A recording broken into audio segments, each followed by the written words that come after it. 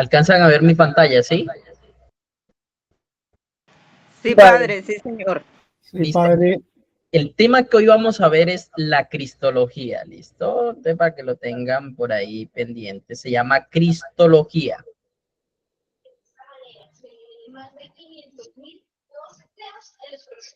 Les voy a agradecer que cierren los micrófonos. Que lo tengan abierto, por favor. Listo. Entonces vamos a arrancar hoy el tema, la cristología, dándole gracias a Dios. Hoy que vamos a ver la persona de Cristo, de esa persona humana, pero también y, vamos a ir participando también. Es un tema, bueno, simplemente va a ser de pasón, porque la cristología se ve todo en un solo semestre y algo más. Pero entonces van a tener material de apoyo que ojalá les puedan conseguir o les puedo dar alguna referencia. ¿Listo? El tema de hoy es la cristología. Entonces, vamos aquí. Mire lo que es la cristología. Es la doctrina que estudia la persona y la obra de Cristo. Se ocupa de temas con su deidad, atributos, estados, oficios, además de la obra de la redención, propiciación, reconciliación, salvación que lleva a cabo con su muerte, entre otros tópicos. Listo. Entonces, esta es la cristología, para que sepan qué es la cristología y en qué nos vamos a fundamentar. Si yo les pregunto, aquí sí voy a permitir que abran los micrófonos y ojalá, pero participemos. Si uno está hablando, el otro se queda callado. Si yo pregunto, ¿es lo mismo Jesús que Cristo? ¿Ustedes qué me dirían? No. No, padre. No, padre. Listo, No, padre. diga a ver, ¿es lo mismo, sí o no? No. No. Listo, ya. Sí. No. No, padre. ¿No? No, padre. Sí, lo mismo. Sí, es lo mismo.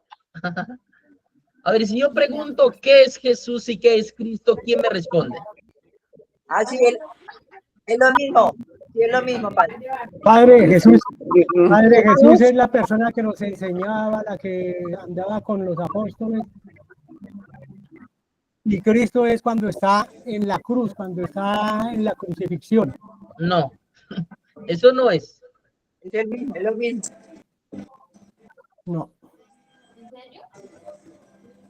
¿Quién puede decir por qué sí, por qué no? ¿Quién se anima?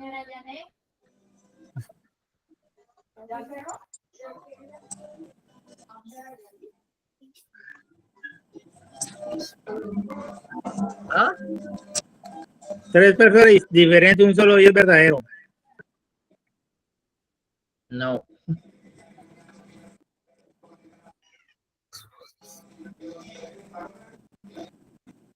¿Quién se anima?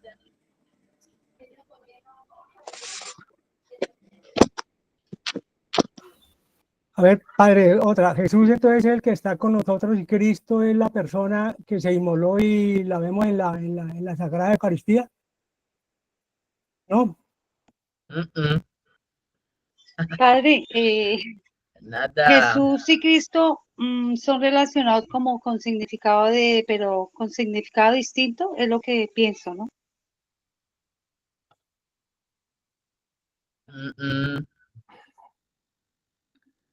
No me la sabía.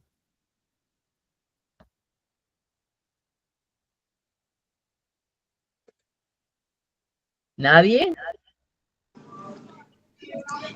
Cristo y Jesús. Jesús, pues el que Dios mandó a la tierra.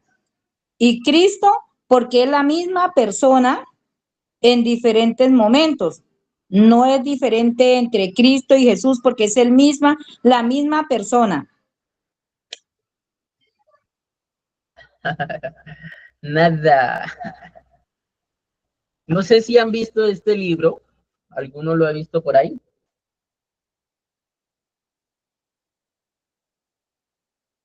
¿Nadie? Estoy preguntando. Al menos No, digan. señor. No, padre, no. No, señor. No, no, padre. Ah, No, padre, no, padre. listo. Eso es para que ustedes se den de cuenta que si nosotros los cristianos, los que vamos a misa, los que estamos formando, no conocemos esto, imagínense cómo estamos nosotros un poquito de grave, ¿ven?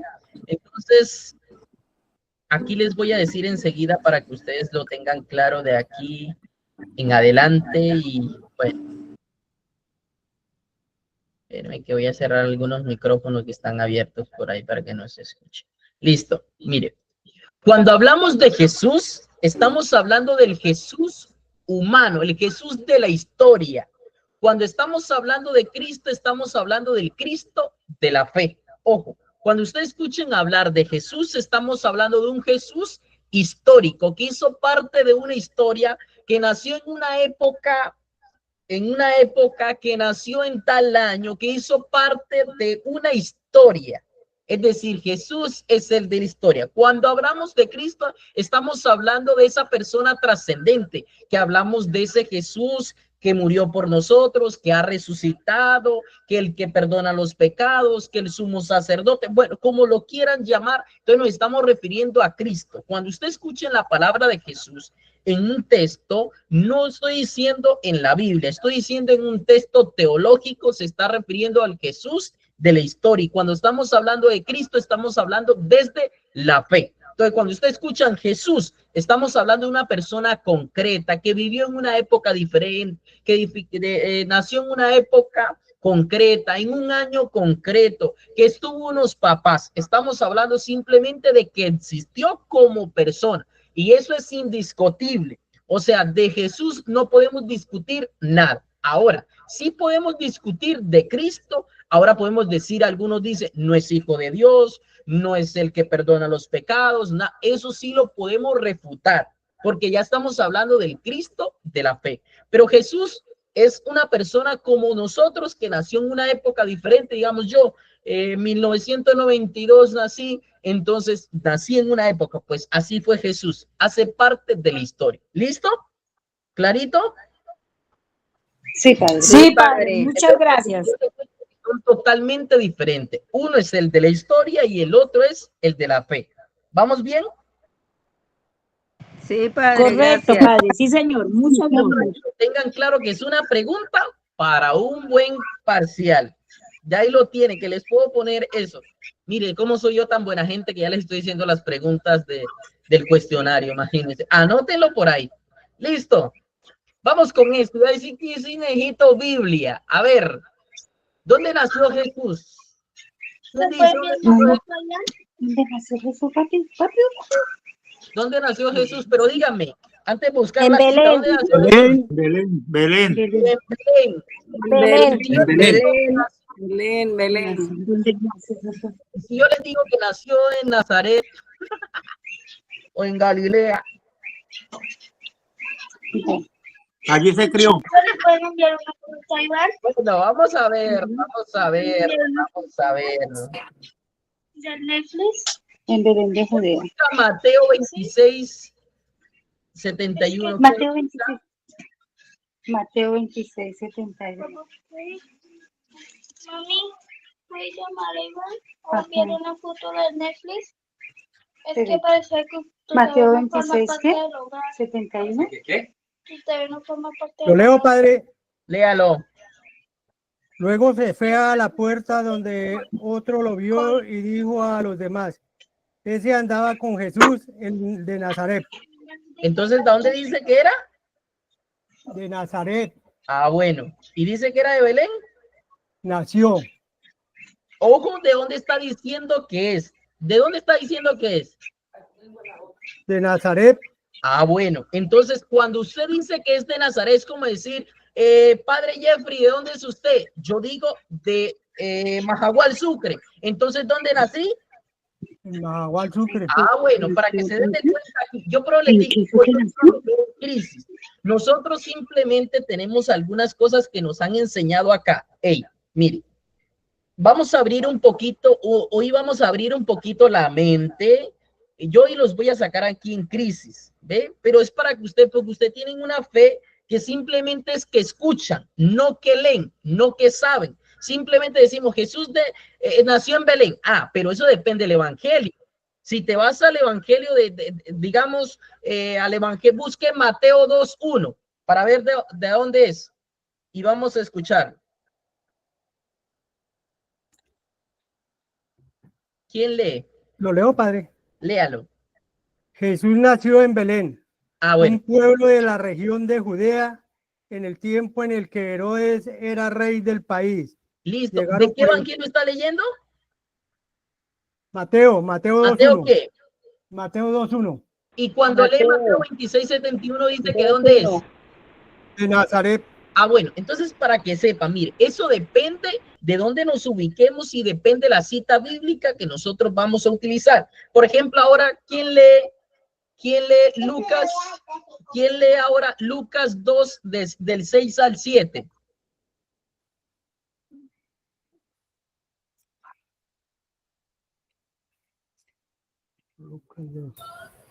Yo, padre. Léalo. Y sucedió que mientras ellos estaban allí, se le cumplieron los días del alumbramiento. Y dio a luz a su hijo primogénito, le envolvió en pañales y le acostó en un pesebre porque no tenían sitio en el alojamiento. Listo. Sigue. Hasta el 9. Había en la misma comarca unos pastores que dormían al raso y vigilaban por turno durante la noche su rebaño. Se les presentó el ángel del Señor y la gloria del Señor los envolvió en su luz y se llenaron de temor. Listo, muy bien. Listo. Entonces, para que ustedes se den de cuenta, mire, eso depende de los evangelios. Y yo quiero que ustedes entren en razón y puedan comprender esto. O sea, depende del evangelio. Si usted coge Mateo y coge Lucas, en los primeros capítulos usted se da cuenta que Jesús nació en Belén y dice en tiempo del rey Herodes. Pero cuando usted pasa a Marcos, cuando usted pasa a Lucas, dice Jesús de Nazaret, es decir, que Jesús nació en Nazaret. Entonces eso va a depender de los evangelios, de dónde nos ubiquemos. Entonces, para que eso lo tengan claro, porque esos son los evangelios que nos van contando todo eso.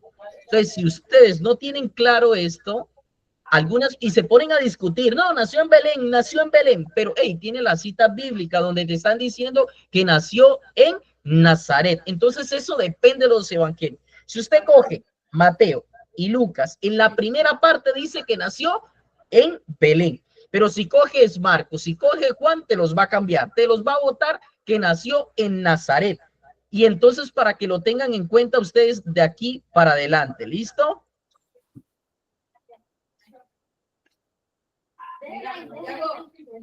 Sí, padre. Listo, padre, gracias. Entonces, esas citas bíblicas ténganlas por ahí muy claras, porque a veces discutimos sin tener la razón, y eso es grave para un cristiano cuando discutimos sin tener los fundamentos. Simplemente decimos, porque en una catequesis de primera comunión, ¿qué nos dice? Jesús nació en Belén. Claro, está bien hasta ahí. Incluso el villancico nos dice que nació en Belén. Claro que sí, pero cuando usted pone a buscar los textos bíblicos, lo que coge Marcos y coge Juan, usted se da de cuenta que no nace allá, o sea, que nace es en Nazaret, y eso es una controversia que hay en los textos. Entonces, para que por ahí lo tengan en cuenta ustedes y no se pongan a pelear con cosas que no saben. Entonces, para que hoy lo tengan en cuenta que Jesús sí nació cuando usted les pregunte, claro que sí, padre, nació en Belén, pero si utilizamos el evangelio de Mateo y de Lucas en la primera parte. Pero si nos vamos finalizando el evangelio, vamos a encontrar que Jesús nació en Belén. Y si nos vamos a Marcos y a Juan, dice que Jesús nació en Nazaret. ¿Soy claro hasta ahí? Sí, padre. Sí, padre. Ah, Sí, bueno. padre. Entonces, para que lo tengan en cuenta, otra pregunta que puede servir para un cuestionario va ahí. Y ahí puedo llevar yo 2 preguntas. Listo, continuemos. Que esto está interesante. Hoy de aquí nos vamos a ir, pero duchos nosotros. Listo, entonces vamos aquí. ¿Listo? Vamos ahí, entonces, continuemos. Jesús nace en un pesebre. ¿Sí? Nosotros tenemos que Jesús nació ¿dónde? ¿En qué? En un pesebre. En un pesebre. Y si yo les digo que nació en una casa, ¿me creen o no me creen? Una pesebrera. ¿No? No, porque... Una pesebrera. Listo. Ahora busquen Mateo 2, de 7 al 11.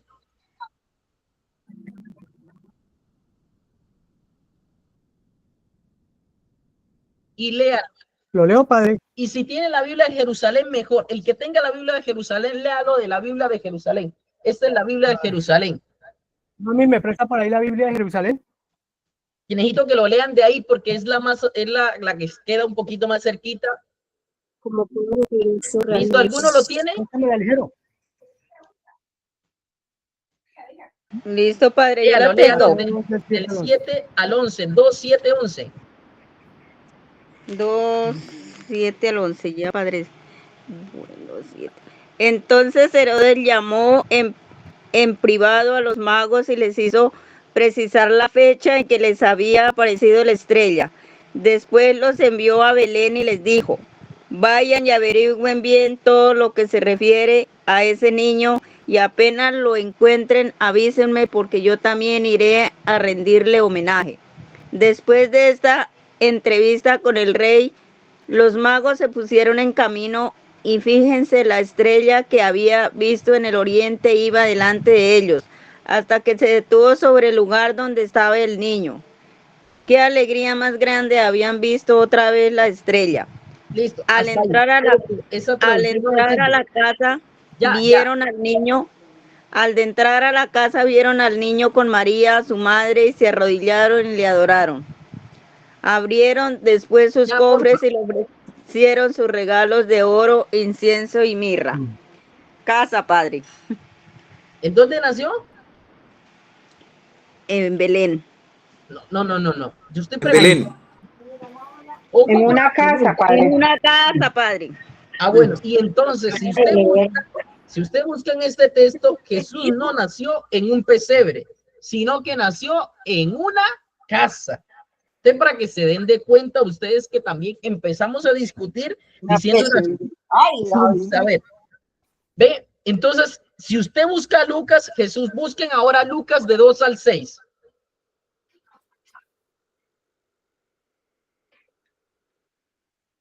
¿Y quién lo lee? ¿Lucas qué, padre? Lucas 2 del 6 al 7.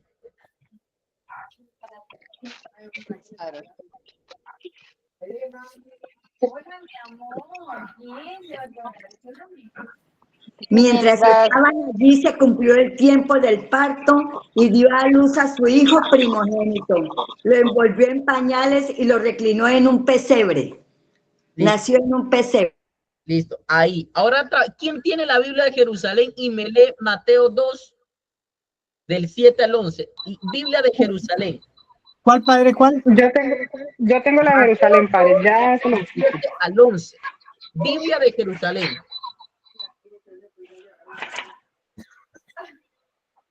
Mateo 2, ¿qué, padre? Del 7 al 11. Listo, padre, yo la tengo. Léalo. ¿De Jerusalén? Sí, la de Jerusalén, sí, padre. A ver, yo le digo si sí o si no. Ah, no, padre, es latinoamericana. No la tengo. No. Mateo Sí, la del tengo. 2 al 7, padre. Yo la tengo. Mateo 2 del 7 al 11. Yo la tengo, padre. Léala. De Jerusalén. Entonces Herodes llamó aparte a los magos y gracias a sus datos pudo precisar el tiempo de la aparición de la estrella. Después los envió a Belén con este encargo: id e indagad cuidadosamente sobre ese niño, y cuando lo encontréis, comunicádmelo para ir también yo a adorarlo. Ellos, después de oír al rey, se pusieron en camino.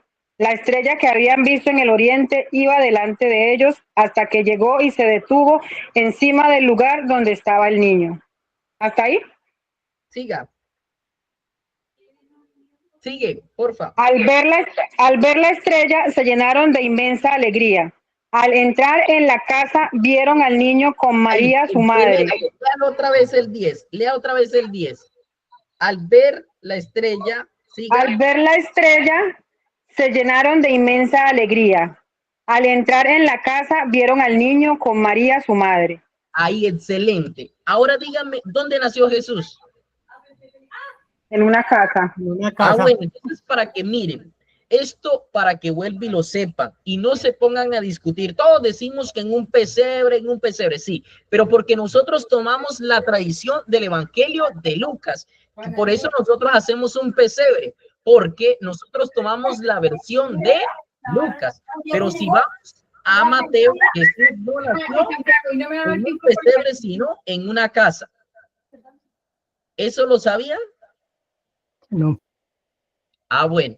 Entonces son cosas, pero les digo que hoy los iba a sacar acá en crisis, para que ustedes abramos un poquito el horizonte. Les dije al comienzo que vamos a abrir la cabeza y vamos a tratar de quitar. Uno, para aprender, tiene que desaprender muchas cosas que ha tenido.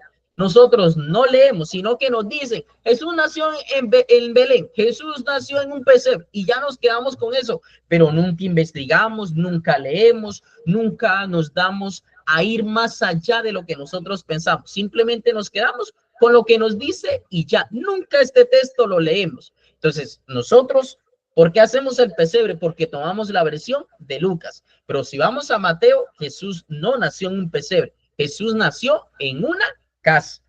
¿Vamos bien? Listo, padre, sí. ¿Alguno ya está en crisis hasta aquí?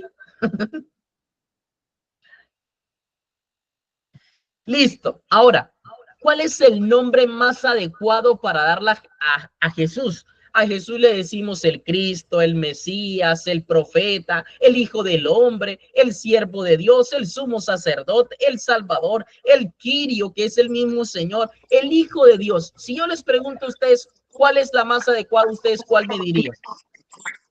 ¿Ya ves? ¿Ah? Jesús, el Hijo de Dios. Jesús, el Hijo de Dios. Ey, o sea, este libro, según, no sé si han escuchado al cardenal Casper. ¿Lo han escuchado o no? No, señor, no, yo no. Ve, eso es para que usted, a nosotros a veces nos gusta, si yo les digo un padre exorcista, ustedes ya saben quién es, pero las personas que son bien preparados, ustedes no lo conocen. Yo le digo que usted conocen al padre Chucho, me dice.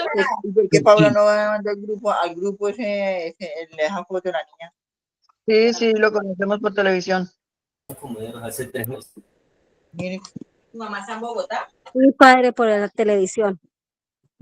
Listo, entonces, pero mire, estos son los personajes que ustedes deben de leer y deben de saber, gente capacitada. Este libro nos dice que es un cardenal, dice el nombre más adecuado que le podemos dar. Sí, Cristo está bien, el Mesías está bien, el profeta está bien, todos esos están bien. No estoy diciendo que está mal, están bien, ¿cierto? Pero ¿cuál es el que más adecua y el más fructífero? Es Jesús, el Hijo de Dios. Y por eso él llama a este libro Jesús, el Cristo, para decir que Jesús, el Hijo de Dios, es como el más adecuado y el que más fructífero va a dar. Entonces él por eso lo llama así, Jesús, el Hijo de Dios. ¿Sí? ¿Vamos bien?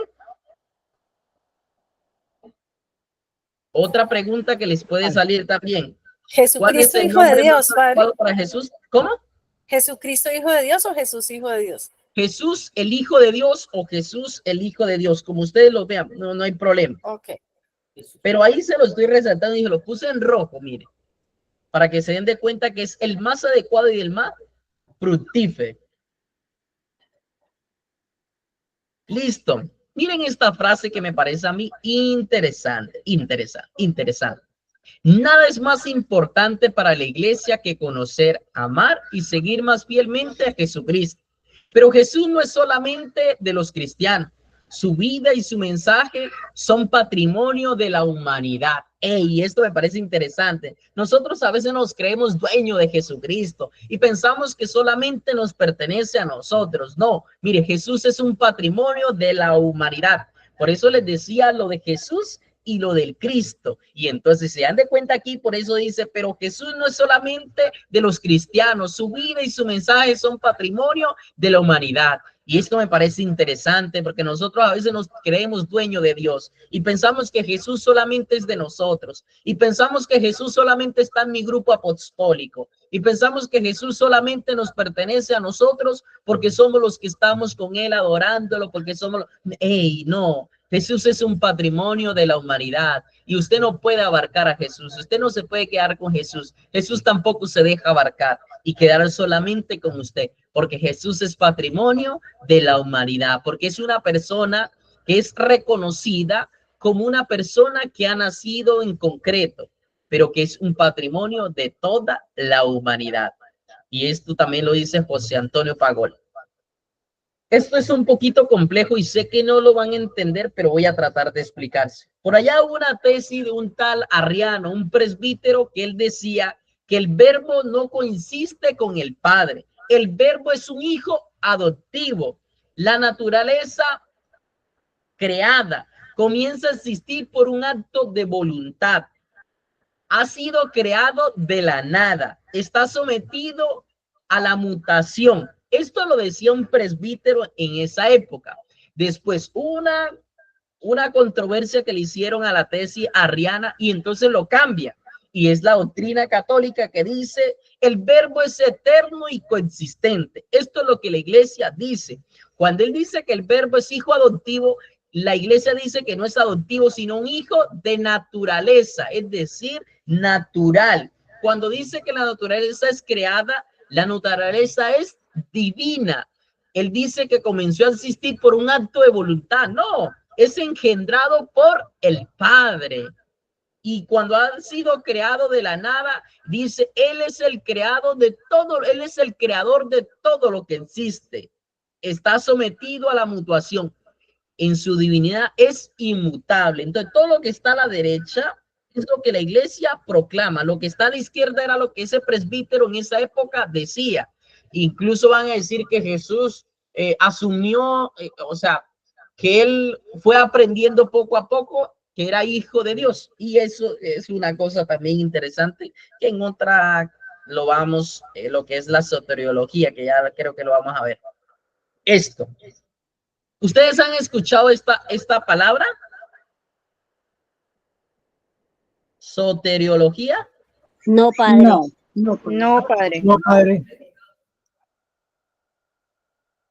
¿Ninguno la ha escuchado? No, padre. No, padre. No, padre. Listo. No, padre. No, Miren. padre. Bueno, muy bien. Entonces ya hoy van a salir chicaneando de aquí, van a preguntar allá a sus grupos apostólicos, allá cuando lleguen a la parroquia, usted pregunta, ¿qué saben quién es soteriología? La gente no va a saber y usted le va a decir, es esto, esto y esto, y va a decir, oh, ¿cómo es que sabe? Listo. ¿Quién me ayuda? Mira aquí, ¿qué es la soteriología? Es el estudio de la doctrina de la salvación. Cuando estamos refiriendo a la soteriología, nos estamos refiriendo a la salvación. Discute cómo la muerte de Cristo asegura la salvación de aquellos que creen. Después vuelvo a esa pregunta. También sigo. Nos ayuda a entender la doctrina de la redención, justificación, santificación, propiciación, la expiación y la sustitutoría. Esto es en cuanto a la soteriología. Entonces, es el estudio de la salvación. Entender la soteriología desde la Biblia nos ayuda a saber por qué la salvación es por gracia solamente. Mira, aquí sí, otro problema que aquí tenemos nosotros los cristianos y que pensamos que somos salvos por el esfuerzo. Entonces una persona que dice, padre, es que yo hago vigilia cada 8 días, entonces yo soy salvo por ese esfuerzo que estás haciendo. Mentira, usted no se salva por su esfuerzo, usted se salva por la gracia de Dios, usted se salva por la gracia de Dios, por la gracia de Él, no por el esfuerzo. Si usted hace una vigilia, eso usted lo hace porque es un cristiano y está obligado a hacerlo, más fácil. Como un trabajador que le dicen, debes entrar de lunes a sábado y los sábados entras de 8 a mediodía o a 1 de la tarde. Entonces usted se somete a eso. Ahora, cuando tú eres cristiano, tú también te sometes a ir a misa, a hacer oración, a hacer vigilia, a ir al Santísimo, pero no pienses que eso ese esfuerzo que tú haces te va a salvar. No, esa es tu obligación de cristiano. Y todo cristiano está obligado a ir a misa, a orar, a hacer vigilia, a hacer el rosario. Todas esas oraciones que hacemos, no los hacemos por un esfuerzo, sino porque es nuestra obligación de cristiano que la hacemos. Pero usted se salva es por la gracia de Dios. Y esto ojalá lo tengan claro. ¿Sí fui claro en esto? Si no, vuelvo y lo repito, que es interesante. ¿Fui claro en esto? Sí, padre. No, padre, si lo puede volver a repetir, padre. Bueno, voy otra vez. La soteriología es el estudio de la salvación. ¿Cómo fuimos salvados? Ahora, nosotros somos salvados no por nuestros esfuerzos. Somos salvos es por la gracia de Cristo, por la gracia de Dios. Somos salvos es por eso. Nosotros pensamos que si hacemos todos los días vigilia, todos los días rosario, todos los días santísimo, pensamos que ese esfuerzo me vale para la salvación. No, error, error. Tú eso lo haces es porque estás obligado y estás sometido como cristiano a hacerlo. Como el que va a trabajar, como el que entra a trabajar, digamos, en el SENA, de lunes a viernes, de 7 de la mañana a 12 y tienes una hora de almuerzo y regresas a la 1 hasta las 5. Entonces estamos obligados, si yo me meto al SENA, yo estoy obligado a cumplir ese horario. Ahora, cuando usted decide ser cristiano, está obligado a ir a misa, está obligado a hacer el rosario, está obligado a hacer vigilia, pero que esa vigilia no es el esfuerzo para salvarse, sino una obligación de cristiano y que todos las debemos de hacer. ¿Fue un poquito más claro? Sí, padre. Sí, padre. Gracias, padre, gracias. Yo les dejo una pregunta a ustedes. ¿Somos salvos por qué? Ustedes me dicen ¿por qué? Por la gracia de Dios. Por la gracia. Ya, Por si la yo les gracia de hago Dios. una pregunta a ustedes diciendo, somos salvos por, y usted va, ahí le dejo La gracia de Dios. Responda. La gracia Somos de salvos por la gracia de Dios. ¿Listo? Ahora, estas preguntas que tengo aquí. ¿Se requiere el bautismo para la salvación? ¿Ustedes qué dicen? Sí, padre. No, O sea, padre. una persona que no es bautizada no se salva. Sí, padre. No, yo no creo. A ver, los quiero poner No, padre, porque todos somos hijos de Dios. Sí, claro, nos somos hijos de Dios, sí, señor. O sea, somos salvos. La persona que no se bautiza no se salva. Sí se salva, padre. Claro, padre, sí se salva, que todos hijos de Dios. Pues padre, yo sigo creyendo que eso no lo sabemos, eso está en manos de Dios. Lo que sí No, garantizamos es que en la iglesia a través del bautismo somos hijos de Dios, eso sí se garantiza por el bautismo. Lo otro está bajo la misericordia de Dios, pues no podría yo ni afirmarlo concretamente, no sé. ¿Quién me está hablando que me está diciendo algo interesante? ¿Quién me está hablando? Ángela Hincapié. Ángela, listo. Mire, esto me parece interesante aquí y mire, lo que les decía de la gracia. El bautismo, voy a hablar desde 2 puntos o desde 3 puntos de vista, depende, listo. El bautismo, ¿qué es lo que hace en el bautismo? Que eso lo habíamos visto en una clase pasada, si se acuerdan, en la antropología cristiana, que yo le pregunté al profesor que les dijera a ustedes que una persona que si no es bautizada se salva, sí o no, o es hijo de Dios, sí o no. ¿Sí se acuerdan de esa pregunta? Sí, sí, sí, es hijo de Dios. Sí, pero pues con el padre. Sí, no es por la gracia de Dios. Y nosotros pensamos que solamente son hijos de Dios los que se bautizan. Se bautizan. Pero ahora, el bautismo, si usted coge el bautismo, es una incorporación a la iglesia de Dios, a un movimiento.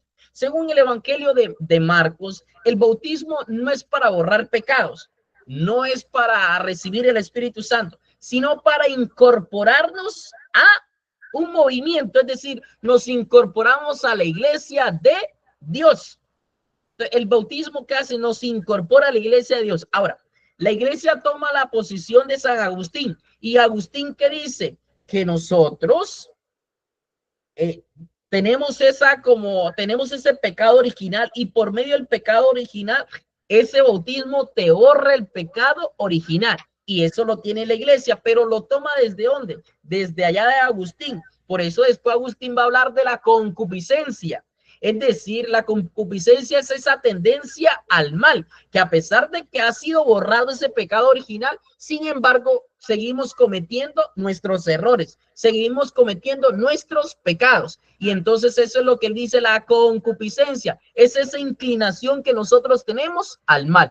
Pero si usted coge el Evangelio de Marcos, el Evangelio de Marcos dice que el bautismo es una incorporación a la iglesia. Entonces, cuando tú te bautizas, te incorporas y ahora sí haces parte. Ahora sí, Marcos dice que ahora sí comienzas a ser hijo de Dios, pero no porque seas hijo, sino porque ahora te incorporas a la iglesia de Dios, incorporándote a la iglesia que es la madre, la iglesia que es la mamá, entonces ahora vienes siendo tu hijo. ¿Sí me hago entender eso que acabo de decir, que es interesante? Sí, padre. Entonces, esas dos posiciones hay, lo que la iglesia dice a través de Agustín, pero también lo que dice Marcos, que somos una incorporación a la iglesia de Dios. Porque para haber pecado tienen que haber dos cosas. Y esto la iglesia después lo va a tener que aclarar. Para haber pecado tienen que haber dos cosas. ¿Cuáles son? Cuando yo digo que esto es pecado, cuando yo digo a una persona verdaderamente es pecado, por dos razones. ¿Cuáles son? Cuando tengo conciencia. Sí, conciencia ahí. 1, 2, 3. ¿Quién la ayuda? Para haber pecado tiene que haber dos cosas. Conciencia, que ya la dijo. ¿Quién la dijo? A Erlis. Ah, claro, Erlis, porque ya me ha escuchado. ¿Y la otra Erlis? ¿Se le fue la paloma? Voy a tomar un poquito de eso. Arrepentimiento.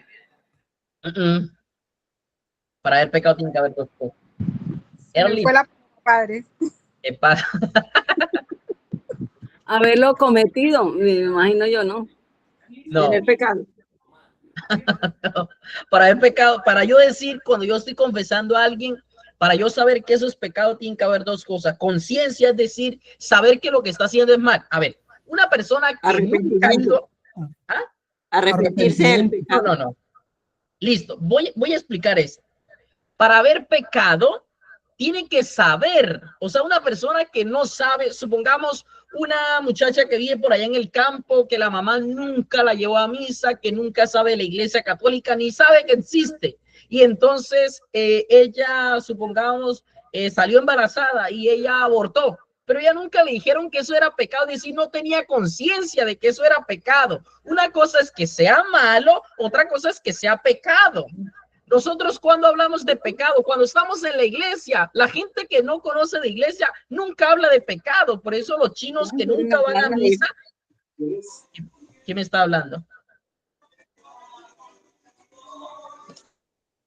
Listo. Por eso los chicos que nunca van a misa, ellos nunca le van a decir que usted dice, ah, no, hijo, eso es pecado. La abuelita le dice, usted está en pecado. Y el que va a decir, ¿qué pecado? Ni qué nada. Ah, porque él no conoce eso, porque él no tiene conciencia de eso. Ahora, cuando tú tienes conciencia, que tú sabes que esos pecados, ahora sí, Dios te lo cobra. Más que te lo cobra, ahora sí tiene su consecuencia lo que hiciste. Pero hay personas que no saben que eso es pecado. Hay personas que abortan y no saben que eso es pecado. Eso lo sabemos usted y yo.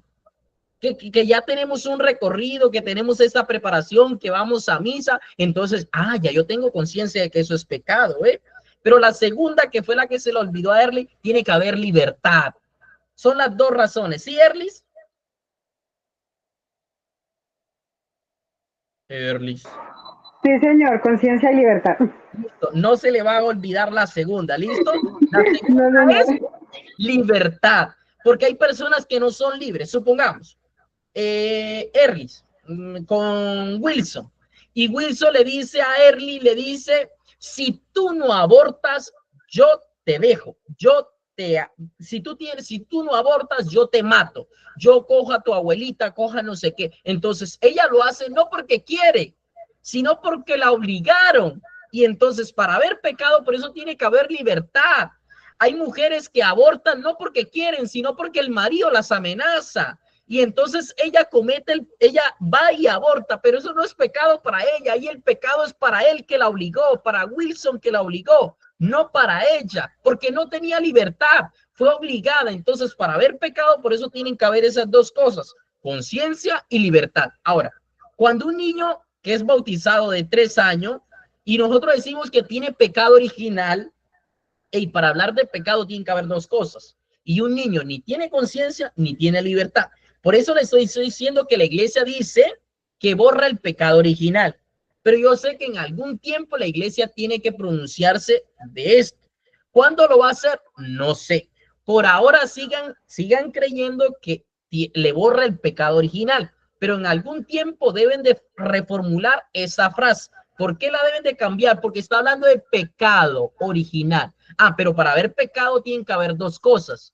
No importa que sea original, no importa que sea después. Pero para haber pecado tienen que haber dos cosas, conciencia y libertad. Y un niño de 3 años no tiene conciencia ni tiene libertad.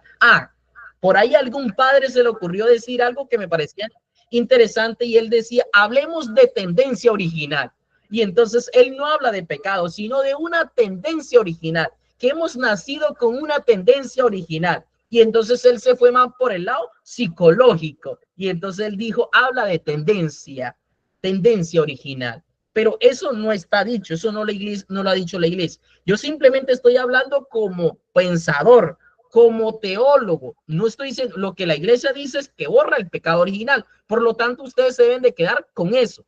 Yo simplemente les estoy abriendo un panorama porque les dije que yo les iba a abrir la cabeza, que les iba a meter información ahí. Por eso les dije que iba a abrir la cabeza, diciéndole todas estas cosas. Pero quédense con lo que dice la iglesia, que en el bautismo se borra el pecado original y ya, ¿listo? Y que del bautismo comenzamos a ser hijos de Dios. Eso lo dice la iglesia. Quédense con eso. ¿Listo? ¿Vamos bien? Listo, sí, padre, gracias. Sí, porque no, que el padre dijo esto, que yo otro. No, yo estoy hablando lo que se dice como pensador, como teólogo, pero también lo que la iglesia dice. Estoy diciendo que se queden con lo de la iglesia, porque eso es lo que la iglesia manda. Pero lo que está en auge en todos los pensadores es eso otro. ¿Sí?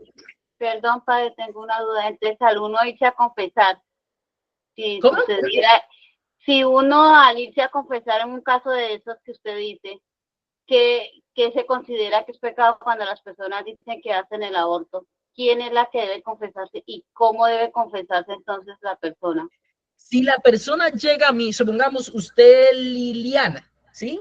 Liliana, usted viene a mí, supongamos que usted tuvo un aborto por allá a los 15 años, ¿cierto? Entonces yo le pregunto, ¿tú sabías que cuando tú abortas quedas excomulgada? Decía, padre, yo no sabía eso.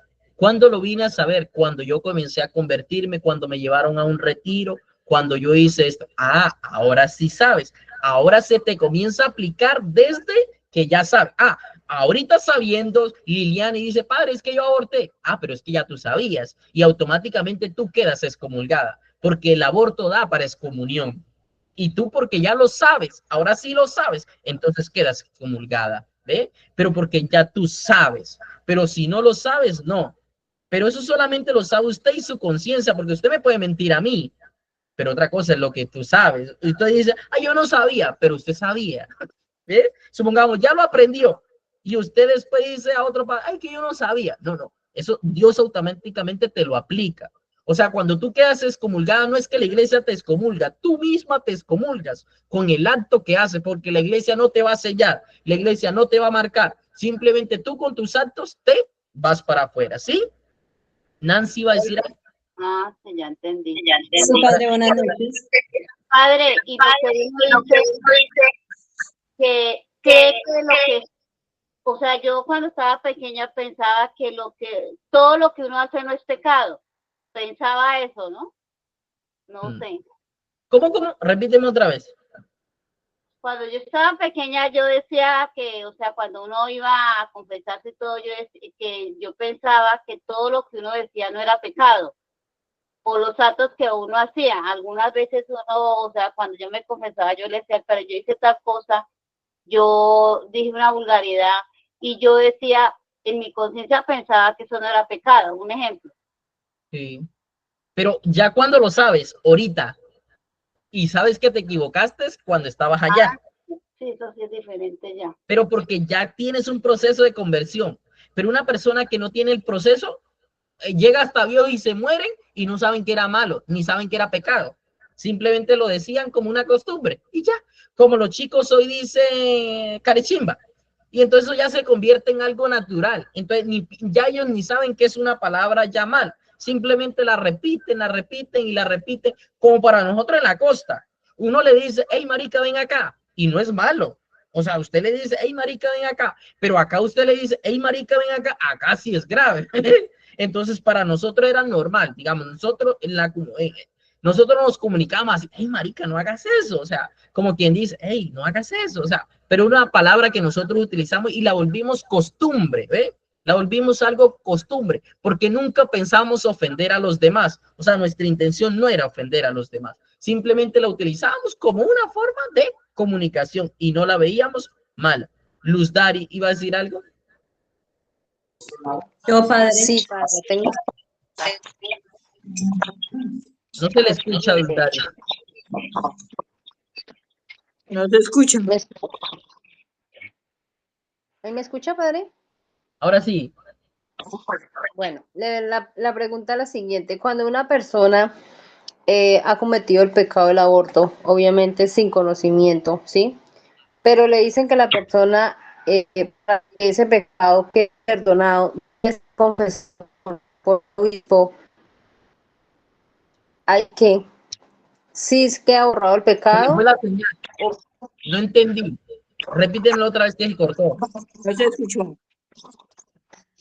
Padre, la pregunta es la siguiente. Cuando una persona ha cometido el aborto, ¿sí? Pero la persona no tiene conocimiento.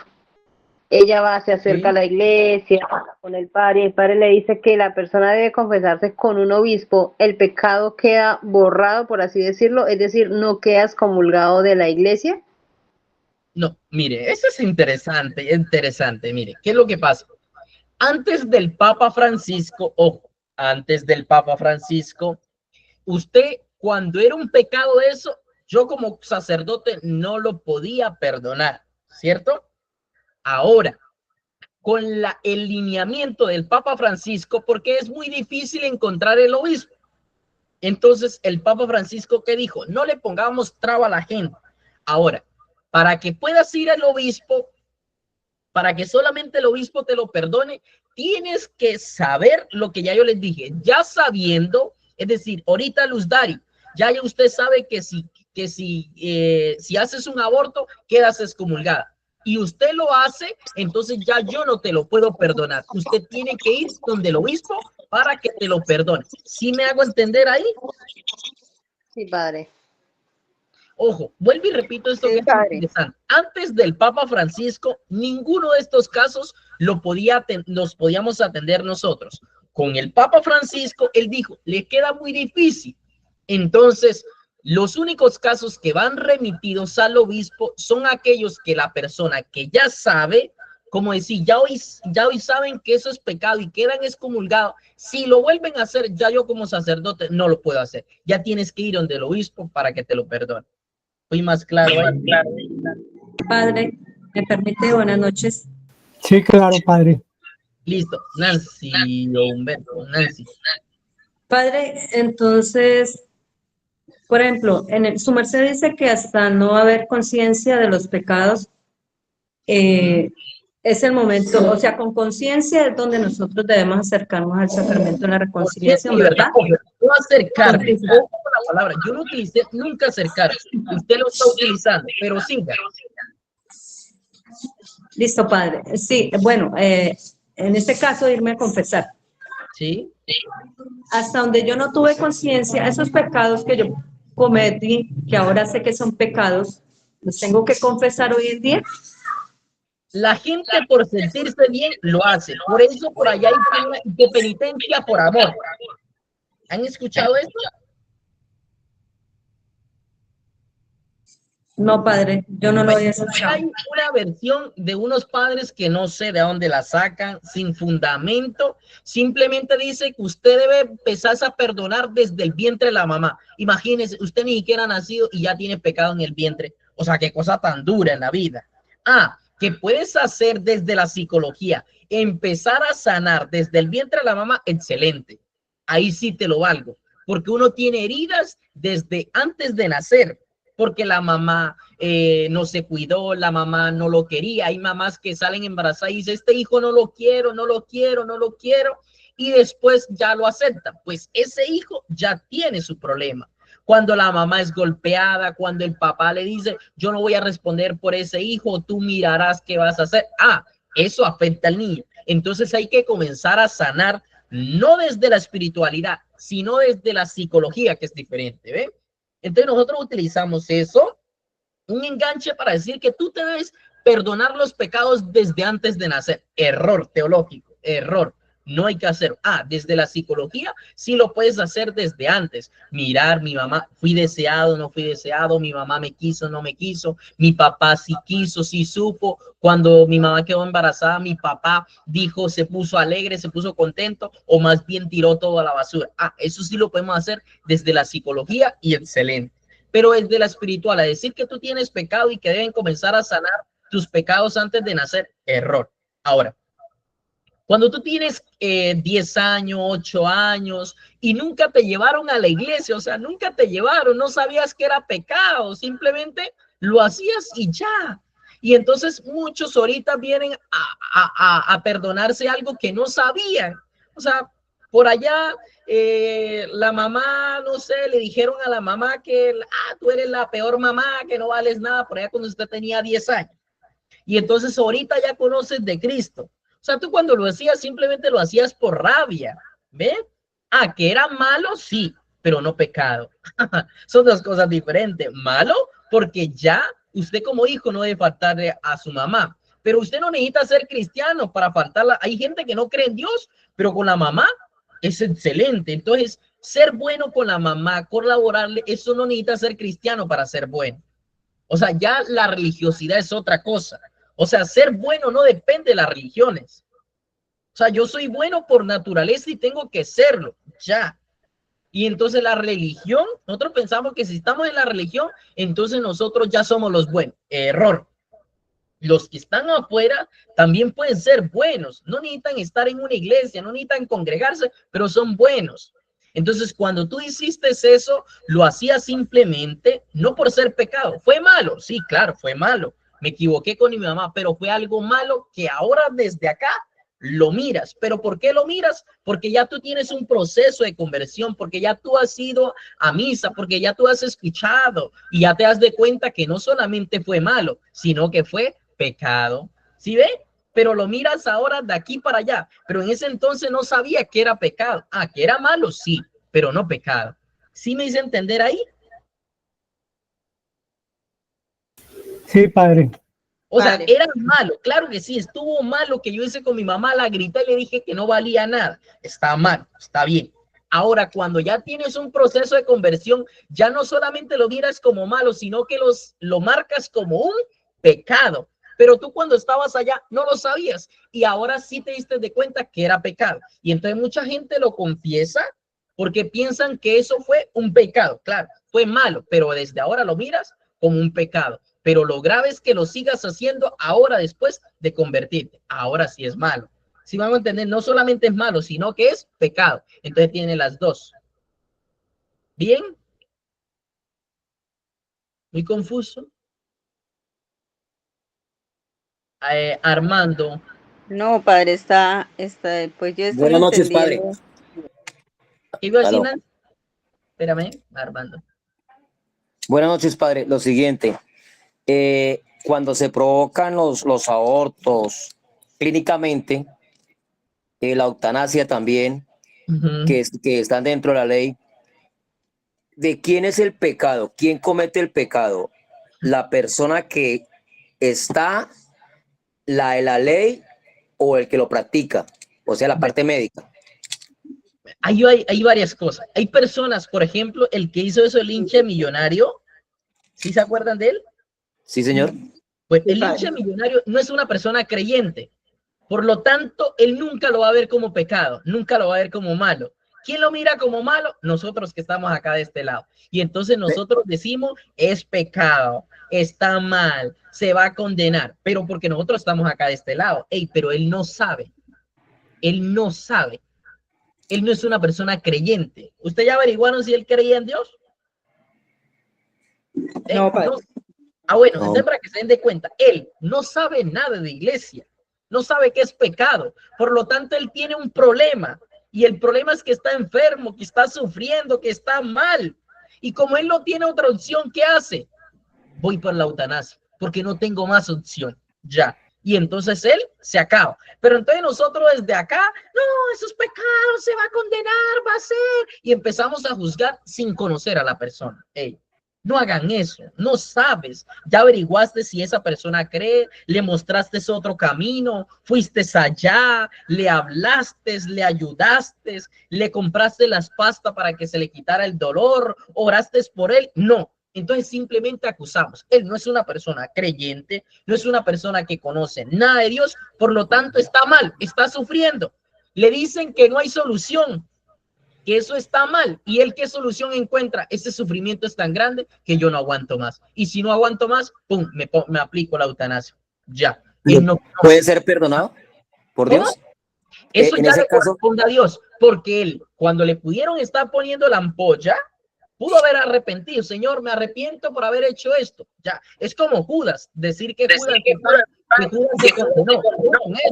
Decir que Judas se condenó sin saber. Porque qué tal que Judas cuando se estaba ahorcando por allá, Señor, perdóname, qué tal que sí. Entonces, ya eso no lo podemos afirmar, ¿ve? Entonces, yo sí les digo que no hagan juicios de valor sin saber. ¿Ve? Uno desde acá habla desde la postura donde estoy. Por ejemplo, nosotros decimos que mal, que pecado se va a condenar. Ey, tú no lo has escuchado.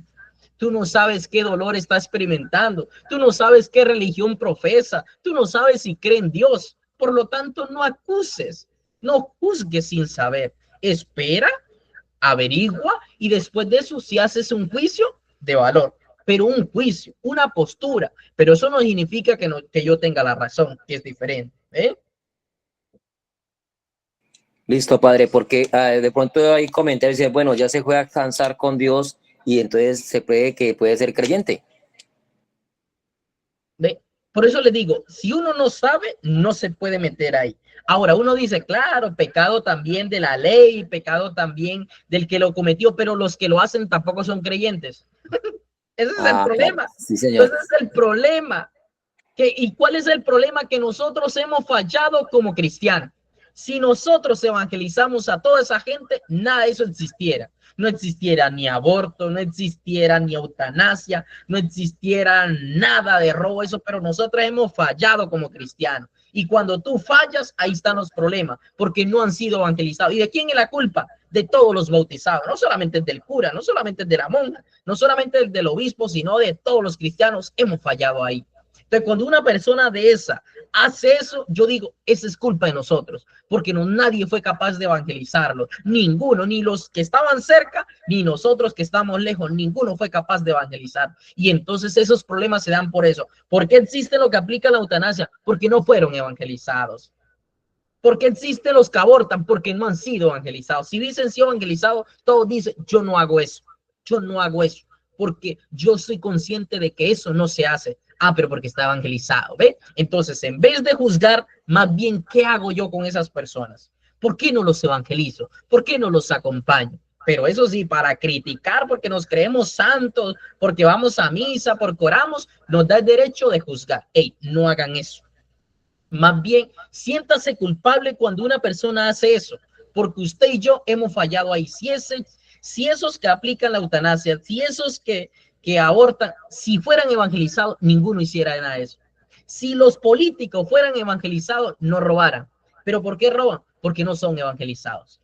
Y al menos pueden que crean en Dios, pero no son evangelizados. Si fueran evangelizados, no robar. ¿Y de quién es la culpa? De nosotros que hemos fallado. Entonces la culpa no es de nosotros cristianos que no hemos convencido a esas personas que eso está mal. Entonces, cada vez en vez de juzgar, siéntase culpable porque usted como cristiano no fue capaz de evangelizar a esas personas. Pero eso sí, para juzgar, ahí sí.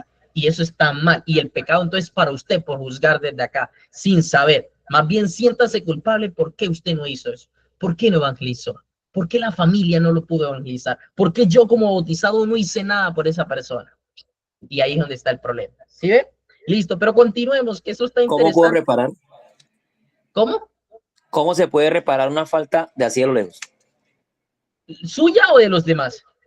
Pues hablamos de todos porque todos estamos en el Y mismo entonces es ahí donde hay que evangelizar, pero nosotros no sabemos. Pero yo les preguntaba yo al comienzo, ¿cuál es Jesús y cuál es el Cristo? No sabemos. Y si usted y yo no sabemos eso, ¿cómo vamos a evangelizar si no sabemos?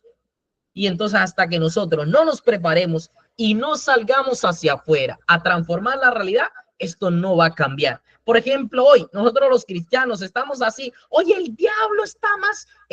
¿Cómo sabes tú que el diablo hoy sale más que los otros días? Ya lo consultaste, el diablo te llamó y te dijo, hey, hoy voy a salir porque hoy es 31.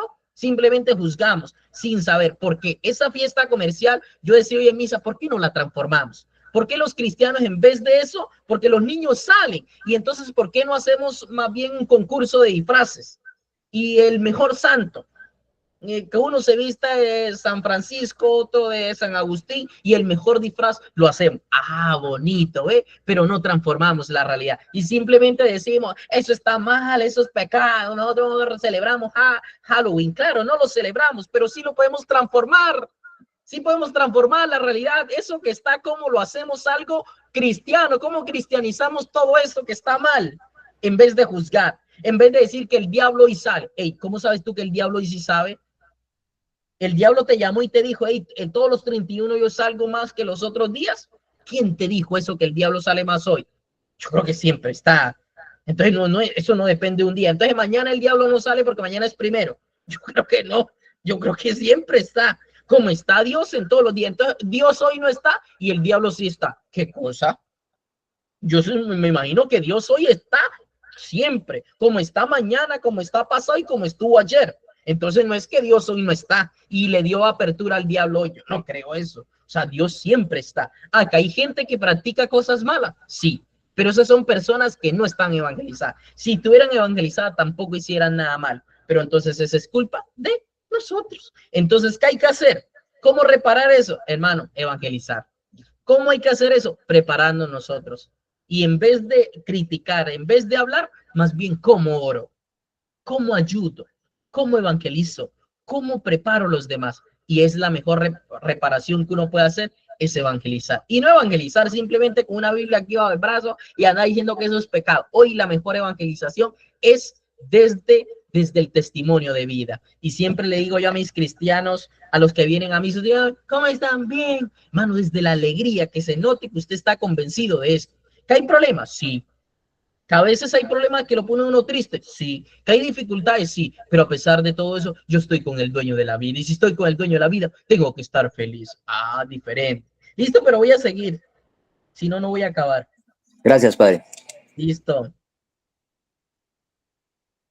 Quedé aquí en nosotros. Bueno, la resurrección. Ah, este tema interesante, Dios mío. Tema interesante. Mire, ¿cómo puede un hombre así terminar en el Sheol? ¿Sí saben qué es el Sheol? ¿Algunos saben qué es el Sheol? Sheol. No, señor. No saben qué es el Sheol. El lugar de las tinieblas. El lugar oculto. Donde no está Dios. Ese es el Sheol. Si alguno lo puede buscar, pero ya solo pueden buscar allá en, ¿cómo les digo? El Sheol. Venga, se los digo aquí enseguida. Los primeros cristianos empleaban los términos griegos erige, que significa despertar al muerto del sueño que está sumergido, que significa levantar o poner en pie al muerto que yace en el polvo del Sheol. Entonces, ese es el lugar como oscuro, ese lugar donde no existe Dios, donde todo es tiniebla, eso se conoce como el Sheol. Ahora, yo propuse esto y no es defensor de las víctimas y de los inocentes. Ese Jesús que prometió la salvación, y todas esas personas que sufrieron, ¿por qué ha abandonado Dios al hombre ejecutado injustamente en defensa de su causa? Por ejemplo, Juan el Bautista. O sea, yo a veces me pregunto, o sea, Juan el Bautista tuvo que pasar por una bendita muerte con todo lo bueno que hizo. O sea, y uno dice, Dios, ¿por qué permitió esto? Un hombre tan bueno como Juan el Bautista, ¿y por qué tuvo que pasar por esto tan duro, hermano? Y es ahí donde yo por eso pongo esta pregunta: ¿por qué ha abandonado Dios a aquel hombre ejecutado injustamente por defensa de su causa, el mismo Jesús? ¿Por qué muere, cierto? Habiendo tantas cosas tan diferentes, ¿por qué tiene que haber una muerte y sufrir tanto? Pero bueno, sigamos ahí porque no lo voy a meter más en crisis. Más bien pasemos aquí esto que me parece interesante. La resurrección. Miren esto, que eso es para parcial. Mire, la resurrección se expresa con dos términos y esto lo expresa José Antonio Pagola. El primer término es despertar y levantar. A ver, cuando usted se va a levantar, cuando usted se levanta en las mañanas, ¿qué es lo primero que hace? Antes de levantarse. Despertarse. Despertar. Abre los ojos. Ninguno, al menos que usted sufra de eso que le daba al chavo, ¿cómo era que llamaba? Chiripiorca. No. Cuando se para dormido. ¿Cómo llama? Sonambulismo. Entonces, la expresión de la resurrección primero es despertado y después es levantado. Esto téngalo en cuenta. Usted no se puede levantar si usted no se ha despertado. Al menos vaya con los ojos medio cerraditos, pero ahí va. Pero primero tenemos que ser despertados y después es levantado. Y así fue la resurrección. Primero Dios lo despierta y después lo levanta. Por eso aquí el Sheol, Dios ha despertado a Jesús, el crucificado, lo ha puesto en pie y lo ha levantado a la vida. Ahora, ¿quién levantó a Jesús? ¿Quién lo despertó y quién lo levantó? Dios. Pero él era Dios. Dios, el Padre. El Padre. El Padre. El Espíritu Santo. El Padre lo ha levantado. Su Padre es el que lo ha despertado y lo ha levantado. La resurrección no es un retorno. La resurrección no es un retorno a la vida. Ojo con esto. La resurrección no es un retorno a la vida anterior en la tierra. Jesús no regresa a la vida biológica. Por ejemplo, nosotros pensamos que el milagro del un cadáver reanimado significa que la resurrección de Jesús fue igual que de esta. No, la resurrección de Jesús no fue como el joven de Naín. ¿Sí se acuerdan la hija de Jairo? Que murió y Jesús también la levantó. No la resucitó, sino que la devolvió a la vida. ¿Sí han escuchado eso? O sea, Jesús no la resucitó, sino que la volvió a la vida. Lázaro no fue que resucitó, sino que ¿qué? Le devolvió la vida. Ojo con esta terminología, que son palabritas claves. No es que haya resucitado a Lázaro, no es que haya resucitado a la hija de Jairo. Ahora depende del evangelio, porque en una no era que estaba muerta, sino que estaba dormida. Pero ahorita no vamos a entrar en controversia de eso. El joven de Naín, entonces, no es que lo resucitó, sino que les devolvió la vida. Pues, entonces, entrar definitivamente en la vida de Dios. Ahora, esto, lo que hizo Jesús, cuando hablamos de resurrección, estamos hablando de la vida en Dios. Tengan claro esto. Para resucitar Jesús es porque ha entrado a la vida de Dios. No ha sido devuelto a la vida, sino que ha resucitado. ¿Y qué es la resurrección? La vida en Dios. La muerte no tiene ningún poder sobre él. Por eso Jesús, cuando muere, ¿el que hace? No solamente resucita, sino que la muerte ya no tiene poder sobre él. Porque Lázaro vuelve y muere. La hija de Jairo vuelve y muere. Pero Jesús no vuelve a morir más. ¿Por qué? Porque ya la muerte no tiene poder sobre él. Y esto me parece interesante. La muerte ya no tiene poder sobre él. Ellos volvieron a la vida anterior durante cierto tiempo y después murieron, lo que les decía aquí. Ahora, los relatos nos pueden confundir. ¿Y qué es lo que pasa? Porque si Jesús no ha vuelto a la vida, ¿por qué se aparece? ¿Por qué come? ¿Por qué sube al cielo? Si Jesús no ha vuelto a la vida, sino que ha resucitado. Y esto nos puede confundir porque a veces vemos a Jesús que come, vemos a Jesús que camina, vemos a Jesús que se aparece. Pero si Jesús no ha vuelto a la vida, Jesús ha resucitado. Y aquí voy a decir algo donde los voy a entrar en crisis otra vez, y es lo siguiente. Los textos del Evangelio más o menos fueron escritos entre el 70 y el 90. No son relatos biográficos, es decir, no son históricos. La resurrección no es histórica, es simplemente desde la fe. Por lo tanto, no son relatos biográficos. No pretenden ofrecer información para que podamos reconstruir los hechos tal como sucedieron. A partir del tercer día después de la crucifixión, son catequesis deliciosas que evocan las primeras experiencias para ahondar más en la fe en Cristo resucitado, que evoca las primeras experiencias para ahondar más en la fe en Cristo resucitado y extraer importantes consecuencias para los creyentes. Ojo con esto que es interesante. A veces los textos nos pueden confundir, pero ya les he dicho acá que son catequesis deliciosas cuando estamos hablando de resurrección.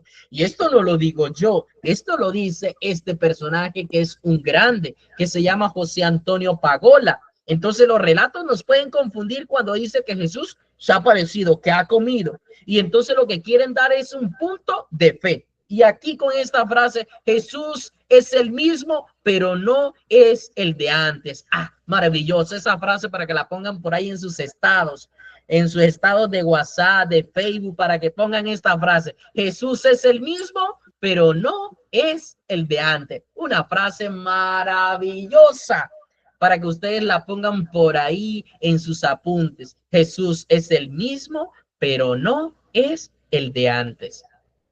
Ahora queda una pregunta grande. ¿Por qué no lo reconocen? ¿Por qué cuando va camino de Emaús, según el Evangelio de Lucas, en el capítulo 23, por qué no lo reconocen? ¿Por qué cuando apenas parte el pan es que lo reconoce y uno dice, pero si era el mismo Jesús, no era Jesús el que caminaba con ellos? ¿Por qué no lo conocen? Porque venía de un cuerpo glorioso. Pero se supone que debería tener el mismo cuerpo. Podía ser glorioso, claro que sí, pero ¿cómo era glorioso? A ver, ¿cómo es un Jesús glorioso? ¿Cómo describe usted? Resplandeciente. ¿Ah? Resplandeciente. O sea, ¿Jesús no tenía pelo cuando resucitó? Sí. Claro que sí. Bueno, ¿tenía mano cuando resucitó? Sí, señor. ¿Y entonces por qué no lo conocen? O sea, ¿la cara era diferente? No. Porque todavía no había llegado la hora de que ellos lo reconocieran hasta cuando él subiera al Padre. Padre, pero es que ahí están diciendo que ellos tenían el sentido embotado. A ver. Es como yo les digo a ustedes. Ustedes ahorita me presento, ¿sí? Digamos, yo soy Jeffrey. Y después en un año dice, ay, ve, ese no es Jeffrey. O sea, si yo vuelvo a aparecer, no tengo la misma cara, ¿voy a cambiar de color? No.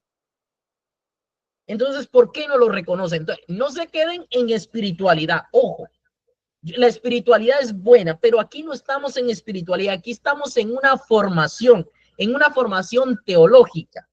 Por lo tanto, no estamos hablando de espiritualidad. De espiritualidad decimos, es que era glorioso, que era blanco, que era bonito.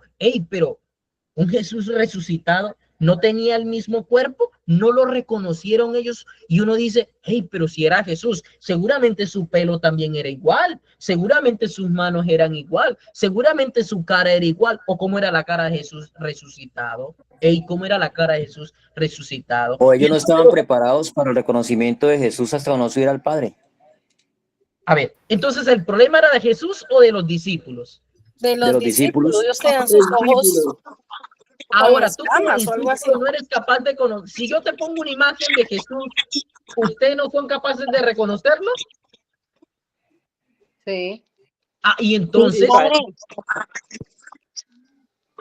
Mire, entonces yo quiero que vayan un poquito su mente, yo quiero que vayan más allá, que no se queden simplemente desde una fe ciega. No, ustedes abran un poquito ese cacume y se introduzcan allá lo más grande y utilicen un poquito como la razón, que no se queden solamente, sí, era glorificado. Pero ¿cómo era un Jesús glorificado? ¿Cómo era? De pronto yo no estaba listo para recibir la gracia de... ¿Cómo?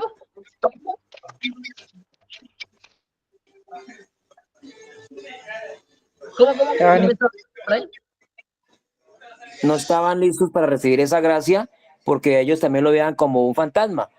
A veces se asustaron. Bueno, y cuando yo les leo esto, que ya se los leí, se los vuelvo a leer, ¿qué piensan ustedes? A ver, voy aquí.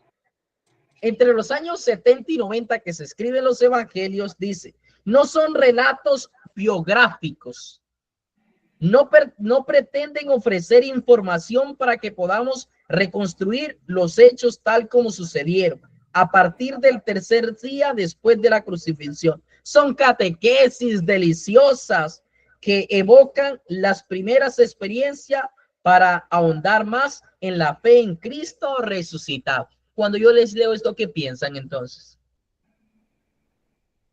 De pronto que ellos no estaban preparados para recibir la venida del resucitado. O sea, Que no tenían fe. yo leyéndoles esto, ¿piensan eso? Que no tenían fe. Hey, por favor, ¿sí me escucharon lo que yo acabo de leer? Sí, padre.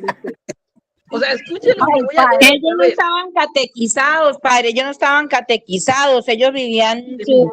A ver, yo quiero que abran un poquito esa cabeza, o sea, que se quiten todo esto que ustedes ¿Qué es la interpretación del autor? O sea, quiten esto de aquí, van a abrir un poquito su cabeza, van a coger así, van a abrir y van a escarbar lo que tengan allá adentro. No miren solamente desde la fe, desde la espiritualidad, sino que vayan más allá y profundicen para que no se queden simplemente con algo externo. A ver, voy a leer otra vez para que ustedes se den de cuenta. Espera que alguien... Listo, voy y dice así. No son relatos biográficos. Ojo con esta palabra, biográficos. Es decir, no son históricos. Solo pretenden ofrecer información para que podamos reconstruir los hechos tal como sucedieron. Ey, ojo con esto. Para que podamos reconstruir los hechos tal como sucedieron a partir del tercer día después de la crucifixión. Son catequesis deliciosas que evocan las primeras experiencias para ahondar más en la fe en Cristo resucitado. ¿Y ahora qué piensan? A ver, o sea, yo les leí eso. Tienen que abrir un poquito más la cabeza. Ahora los dejé mudo. A ver, me va a tocar a mí, pero les voy a abrir un poquito. Armando. Padre, pues hasta donde ellos tenían la imagen de que había un Cristo crucificado, ¿no es cierto? Pero ellos no se podían entender, a pesar de que Jesús les dijo, bueno, destruí este templo y en 3 días lo volveré a construir, ¿no es cierto? Pero ellos se les hacían tan difícil la situación, bueno, ¿cómo va a destruir este? Pero ellos en sí no tomaban la parte del cuerpo de Cristo que iba a ser inmolado y después por gracia de Dios, de nuestro Padre, iba a resucitar. Pero entonces a ellos se les hacía era extraño porque estaban de pronto, no creían, estaban no creyendo mucho en el momento. O sea, de pronto creen en un momento y en otro no, porque estaban con él y no lo reconocieron, pero cuando parte el pan, en sí ya lo reconoce. Qué cosa rara. Claro, porque es que cuando llega él le dice a Aquino, San Agustín, que le dijo, no crees, incrédulo, ven y mete el dedo en mi llaga. No, o sea, ese es otro evangelio. Ojo. No hay que confundir los evangelios. Yo estoy hablando del cuando no con de ellos. Maús.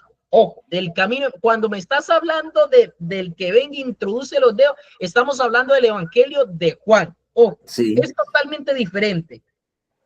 Entonces, no hay que confundirlos porque es otro texto. Por lo tanto, necesita otro estudio. Necesita otra exégesis, necesita otra forma de ver el texto, porque ya nos vamos a Juan. Y recuerden que en Juan no es un evangelio sinóptico. Pero yo lo llamo el chico diferente, porque Juan escribe totalmente diferente a los otros evangelios, que eso lo vimos en una clase. Entonces, solamente estoy acá en este que no lo reconoce. Si vamos allá, nos echaríamos otra hora ahí. Solamente acá, ¿qué es lo que pasa? A ver, voy a abrirle yo la cabeza. ¿Tiene que actuar el Espíritu Santo sobre ellos? Ven, a ver, yo les estoy diciendo que no utilicen aquí la espiritualidad, sino la razón. A ver, los textos bíblicos son una reconstrucción de fe. Es decir, desde la teología, ellos representan eso que pasó allá. Ahora, ¿quién escribió el Camino de Maús? Usted piensa, dice que estaban los dos caminantes de Maús, estaba Cleofás y el otro, ¿sí se acuerdan? Cleofás y el otro, iban los dos. Jesús aparece en camino. ¿Quién tomó esa foto de ellos? ¿Quién escribió ese relato ahí? ¿Quién lo escribió? ¿Quién se dio cuenta para después escribirlo?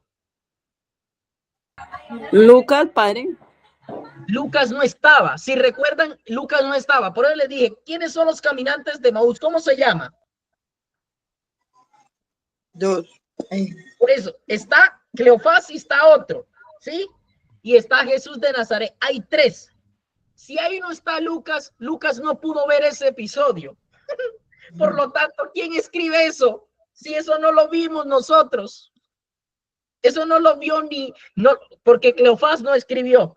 El otro tampoco lo escribió y Jesús tampoco. Y entonces, ¿quién estuvo ahí cuando iban? Ay, verdad, no lo reconocí. ¿Ya lo reconociste? Sí, entonces voy a anotar eso. A ver, voy a anotar eso y ya lo anotó ahí y mandó un WhatsApp allá,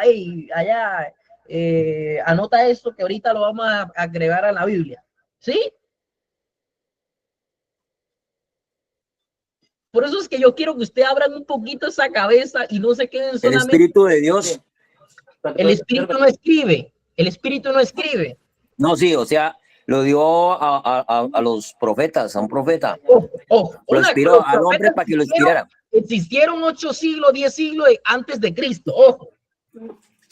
No hay que confundir. Por eso yo le estoy diciendo que no hablen solo desde la espiritualidad, sino que se profundicen en los textos.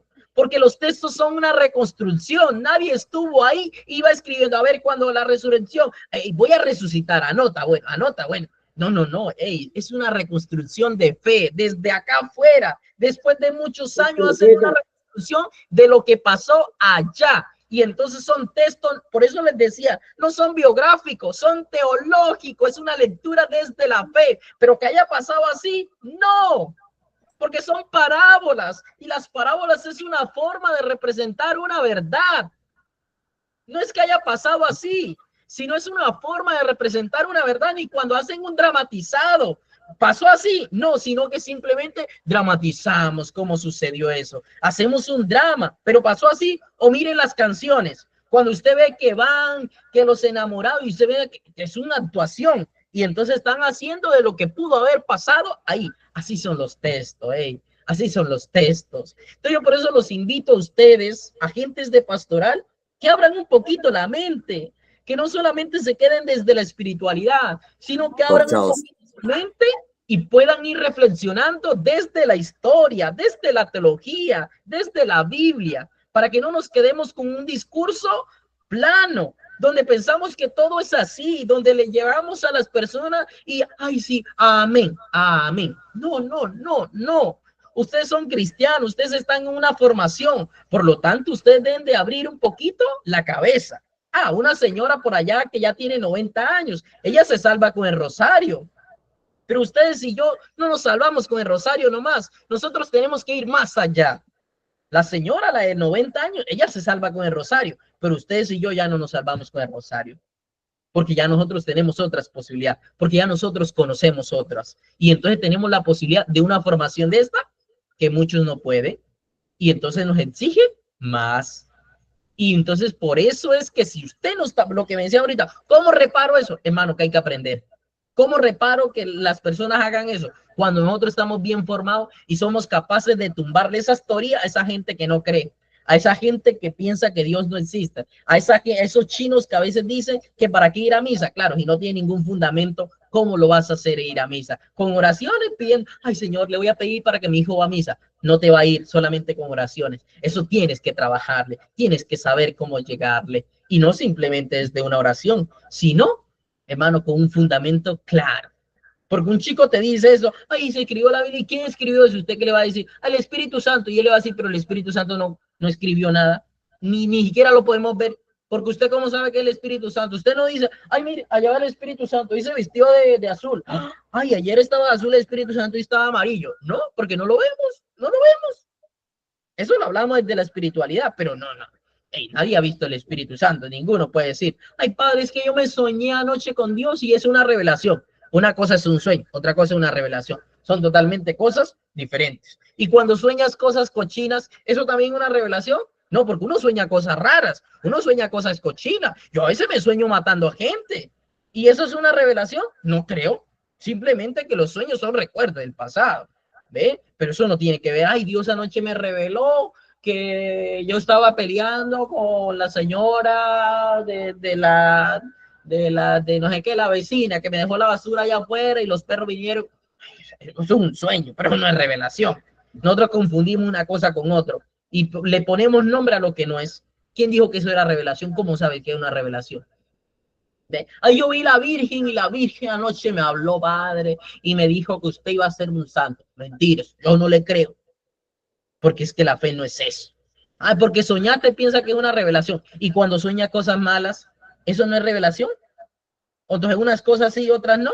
Ah, entonces es ahí donde yo quiero que ustedes abran la mente, que abran la mente y no coman entero. Les dije hoy que los iba a sacar de aquí con crisis. Espere que me va a pagar esto. Yo creo que hoy no van a dormir con todo esto que les estoy diciendo yo a ustedes aquí. Pero bueno, continuemos. Yo creo que ya me queda la última diapositiva y ya, si no estoy mal. Espérenme. Duro, pero bueno. Listo, miren esta frase maravillosa para que la pongan allá en la puerta de la nevera. La resurrección de Jesús va más allá de la historia, pero ha dejado una huella en la historia. Maravilloso, maravilloso. Esa frase ahí para que la pongan en la ventana de su puerta por allá, en un estado también la puedan poner. Mire, la resurrección de Jesús va más allá de la historia, pero ha dejado una huella en la historia. Por eso el Jesús histórico solamente hasta que ha muerto, hasta el sepulcro vacío. De ahí en adelante y ahí entra la fe. Por eso muchas personas dicen, solamente sé, Jesús de la historia solamente va hasta el sepulcro vacío. De ahí en adelante entra la fe. La historia baja hasta ahí. Según la historia, hasta el sepulcro vacío. De ahí en adelante ya le toca otro. Y este lo dice un grande, el mejor de todos para mí, que es Benedicto XVI en Jesús de Nazaret, que dice eso, que la historia de Jesús solamente va hasta el sepulcro abierto, hasta el sepulcro vacío. De ahí en adelante le toca la fe. Listo, y esa era la última diapositiva. Y yo estoy seguro que muchos puede ser que no vayan a regresar por todo eso que les dije hoy. ¿Cómo van? Cuéntenme. ¿Lo metí en crisis? No, padre, No, muy padre, importante bien, porque padre, muy bien. Interesante porque no sabemos, mejor dicho, nada. importante, Totalmente padre, porque nos damos convencida de cuenta. muchas realidades. Uf, sorprendente porque no hay que guardar dudas, hay que estar claros en las cosas de la palabra de Dios. Muchas gracias, Padre, porque esto cada día como que llena más el alma.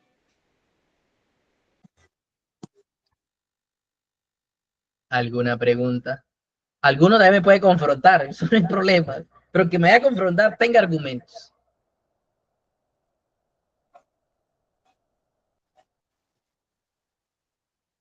¿Los dejé mudos? Díganme algo porque me siento aquí solo. Pues, padre, la importancia de uno de capacitarse y entrar más en la fe. O sea, esto nos ayuda, a mí personalmente me ha ayudado más para hacer tener más madurez en la fe. Y también como una enseñanza que la Biblia, la Sagrada Escritura viene escrita en parábolas y toda esa situación que uno a veces no le da la interpretación de lo que como viene. Entonces ahí viene la confusión de los términos, de la narrativa y la forma como está expresando. Entonces me parece muy estupendo. Listo. ¿No hay preguntas? Padre, me quedó una duda chiquitica, pues no sé, se me ocurre de pronto que cuando hablamos de lo de la casa, que Jesús nació en una casa, pues ahí muestra cuando fueron a visitar a la Virgen María los Reyes Magos, ¿fue? Claro, porque así también fueron allá. En Lucas Sí, también fueron, pero allá la encontraron en una pesebrera. Sino que la duda es si de pronto Jesús no era como de un añito larguito, o sea, ya no estaba recién nacido, sino ya estaba más grandecito. Por eso de pronto ya no es que estaba allá. los reyes van apenas él nace, porque es que los reyes, si se dan de cuenta, ellos, porque van a hacer una luz por la estrella, que esa estrella también está aquí, que ojalá la puedan buscar también, aquí en el primer libro de Jesús de Nazaret, en el primer. Y entonces ellos van a buscar dónde es que va, por eso le dice el rey, que le dice, vaya, y cuando lo encuentre, venga. ¿Y cuánto tiempo fue, más o menos, según ese libro? Inmediatamente, porque ellos iban a nacer por la estrella. Esa estrella les está diciendo que va a nacer. Por eso en el pesebre tenemos la estrella. Ya que en los pesebres ponemos una estrella, es recordando esa estrella que es la que va a guiar a los reyes dónde van a ser el Mesías, dónde van a ser. Entonces, ¿qué llevan los reyes magos? Van a visitarlo, van a encontrarse con él, y cuando lo encuentran es allá. En Lucas lo encuentran en el pesebre, pero en Mateo lo encuentran en una casa. ¿Ves? En Lucas cuando llegan allá lo encuentran en el pesebre, pero cuando van en Marcos no está en un pesebre, está en una casa. Pensé que de pronto se habían trasteado. Oh, ya no es estrella de Belén, sino estrella de Nazaret. Ay, Dios mío. Pero por eso son interesantes los textos. Lo que pasa es que nosotros no leemos. Entonces, si no leemos, simplemente leemos Lucas. Claro que sí, pero pásate al otro lado. No has leído Mateo, no has leído Marcos, no has leído Juan. Entonces, puedes hablar de un evangelio. Por eso ahorita el que me preguntó cuando estamos hablando de uno y se pasó al otro que toca las llagas. No se puede hacer, porque es otro texto, otro año en que se escribe el texto, otra comunidad. Por lo tanto, necesita su estudio particular, porque no podemos confundir. Eso lo hacen los evangélicos, que te cogen un texto allá, te cogen acá y no saben, porque descontextualizan los textos. Pero usted y yo no. María Rey, creo que me alzó la mano por ahí. Sí, padre. Con el respeto que su merced se merece, padre. Claro. Así como nos ha hablado usted, que nos ha hecho entender tantas cosas que ustedes como sacerdotes las saben, ¿por qué, por ejemplo, nosotros o yo que llevo ya varios tiempo en la iglesia, pero yo nunca, el sacerdote nos ha explicado? Él a veces dice, bueno, vamos a hacer un estudio bíblico, pero no, nunca he tenido una charla, nunca he escuchado una charla como la que usted nos dio en estas 2 horas, y podemos pasar 2, 3 meses, pero se va como a lo que dice ahí el relato de la Biblia, pero nada más. O sea, si ustedes como sacerdotes saben, ¿por qué no nos instruyen a los grupos o a las personas que estamos ahí? O sea, nosotros somos ignorantes en muchas cosas. O sea, ¿por qué no se atreven a decirnos, como usted nos está enseñando estas cosas, para poder tener un fundamento de nuestra fe y poder, como dice usted, instruir o orientar a más personas? O sea, nosotros yo pienso que en ese tiempo que llevo, mejor dicho, no sé nada. No, ¿qué es lo que pasa? Mire, yo creo que una de las cosas, primero es amor. Y yo siempre he predicado que el amor es capaz de superar el dolor, y el que se enamora hace cosas. Y yo creo que nosotros, yo le digo, yo con respeto, yo digo que a veces nos hace falta amor y preparación, ¿cierto? Porque no solamente es orar, no solamente rezar, hay que prepararnos. Y nosotros los sacerdotes, especialmente los de Villavicencio, estamos graves. Yo se lo digo yo que pertenezco acá, y yo, cuando uno empieza a conocer más sacerdotes de otro lado, tienen maestría, tienen un postdoctorado, tienen una cosa, nosotros no tenemos nada de eso, ¿cierto? Porque pensamos que con solo rezar nos vamos a salvar. No, eso se le deja para la viejita, ella sí, pero es que nosotros necesitamos, o sea, a mí ¿qué me motiva, hermano? Enamorarme de esto. Y enamorarme de esto es que yo, en vez de comprar una cosa, mire, les voy a mostrar lo que yo tengo. Mire lo que, si acá, mira, mire todo eso. Mire, si acá, mira, todos esos son libros. ¿Ve? Una biblioteca. ¿Ve? Y no es cualquier biblioteca. Entonces yo sé qué autores son los mejores, cuál es el autor mejor que está en cada año, cuál es el mejor biblista que hay ahorita, cuál es el mejor teólogo. No solamente me quedo leyendo por allá a Santa Laura Montoya, excelente, me quedo leyendo, pero no me puedo quedar solamente con eso, sino que me fundamento con gente pesada. O sea, uno de los mejores es José Antonio Pagola, uno de los mejores es este, o sea, Mastinger, uno de los mejores Casper, o sea, estos son pesos pesados, pero nosotros nos quedamos solamente con la lectura de por allá de la Santa Laura, que estuvo con los indígenas. Muy bien, la felicitamos, excelente Santa Laura Montoya, lo que hiciste, pero fue en esa época, nosotros estamos en otra, por lo tanto nos salvamos, depende la época. Entonces nosotros estamos en una cultura diferente, en otro tiempo diferente y con otro tipo de gente diferente. Ahora, ¿por qué nosotros no enseñamos eso? Primero, mire, no se supone que se abrió esta formación para toda la arquidiócesis, para todo. Y mire cuántos hay. De la niña. Jamás. Esperen que tienen por acá, Marta tiene esto. Bueno, mire, se abrió esto para toda la arquidiócesis, para la formación. Y mire cuántos hay aquí, 37. Se supone que estos son los agentes de pastoral de toda la arquidiócesis. ¿Por qué hay 37? Se supone que es de toda la arquidiócesis. Entonces, no es que no se haga. Es que la WhatsApp 103. Por la falta de compromiso de nosotros mismos. ¿Cómo? Por la falta de compromiso de nosotros mismos. Entonces, no tan solamente es de los padres, también de ustedes. Y ustedes le deben exigir a nosotros que lo formen. O sea, porque ustedes en sus, yo les digo a los, creo que acá lo he dicho, en la otra parroquia sí lo decía, ustedes deben de exigirle a los padres que sus homilías las preparen. O sea, que al menos ahí tengan un espacio para formar a la gente, que no es el más adecuado, digamos, no es el más adecuado la homilía, pero ahí se dan tips de formación para que la gente sepa. Por eso Erlis me decía ahorita que se quedó en la conciencia, que le faltó la otra, sí, pero porque yo les voy botando toda esa información en las homilías, ¿ve? Entonces ustedes deben de exigir todas esas cosas, y cuando llegue un jueves, o sea, ustedes motívense, o sea, si ustedes quieren aprender, mano, motívense. ¿Y qué lo motiva a uno? Enamorarse de esto. Si no, bailas. Y no se queden solamente con lo que dice, sino que ustedes busquen, lean. Claro, a mí me enseñaron, también mi catequista me enseñó que era en Belén. Hey, pero yo entré al seminario y empiezo a leer, y esta vaina no solamente en Belén, ¿ve? Yo dije que nació, ay, mire, nació en Nazaret, diferente. Pero como no leemos, simplemente nos quedamos con lo que dice fulano, y lo que dice fulano, y lo que dice fulano, y entonces usted a veces se asesoran mal. A veces le preguntan a la viejita que porque reza sabe. Mentiras. Pueda que reza y pueda que sea una santa, pero no significa que sepa. Entonces, eso es de parte y parte. Claro, nosotros hemos fallado, pero Padre, la gente a veces no acude. Padre, ¿a quién podemos creer entonces? ¿En Belén o Nazaret? No, eso Sabiendo que son son palabras de los evangelios.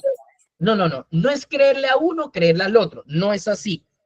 Si usted va a leer Lucas, usted va a decir, claro, Jesús nació en Belén y nació en un pesebre.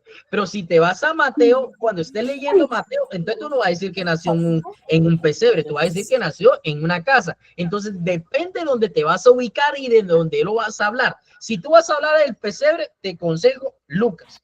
Pero si tú quieres hablar no del pesebre, sino de la casa, tú te buscas Mateo. Entonces aquí no es discutir que dónde es, dónde sí, dónde no. Es depende de donde tú lo quieras hablar. Si voy a dar una charla del pesebre, ¿a dónde me tengo que ir? A Lucas. Pero si yo quiero dar una charla diciendo que no es solamente del pesebre, me voy a Mateo y me fundamento con Mateo. Entonces no es decir que uno tiene la razón y el otro no. No es así. No es así. Es depende del evangelio al cual yo quiero hablar, del que yo quiero hablar. Por eso en las homilías uno habla de un evangelio. Y nosotros de cura empezamos a coger, no, hablamos de las parábolas y empezamos a confundir las parábolas de Mateo con las parábolas de Lucas. Error, son totalmente diferentes y además son 8 en uno y 4 en el otro, que algunas son en la montaña y otras son en el llano, ¿sí ve? Y entonces empezamos a confundir una otra con otra, pero ¿eso qué? Hay que preparar, porque si no, bailas. Entonces, para que lo sepan, no es creerle al uno al otro, sino depende de mi necesidad. Si yo voy a hablar quiero hablar del pesebre y quiero hablar de Belén, me voy a Lucas. Pero si quiero hablar de que nació en Nazaret, me voy al otro evangelio. Eso depende de lo que yo necesita y quiera. ¿Sí? Ah, bueno. De pronto, lo que yo tenía entendido, lo que me han inculcado es que ellos te estuvieron buscando dónde poder tener el bebé, dónde poder tener a Dios, ¿no es cierto? nadie ¿Pero le de daba qué banquete? posada, ¿De qué banquete? nadie le daba posada, pero Pero, hasta llegaron a encontrar una casa y la única parte era una pesebrera que había en pero esa ¿qué es casa. lo que pasa? Ojo, eso depende de donde lo vas a tomar. Por eso te digo, Sí. depende del evangelio. Depende del evangelio. Ahora, ¿por qué nace en una pesebrera? ¿Cuál es la razón? Eso también tiene un fundamento. ¿Por qué en una pesebrera? ¿Por No qué no había espacio en en la casa. otro lugar? ¿Por qué en una Porque pesebrera? por humilde, por mostrar la humildad.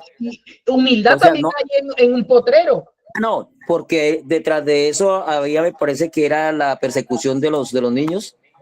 No, No, ¿sí tampoco. ven? Entonces, eso tiene un fundamento teológico, no histórico.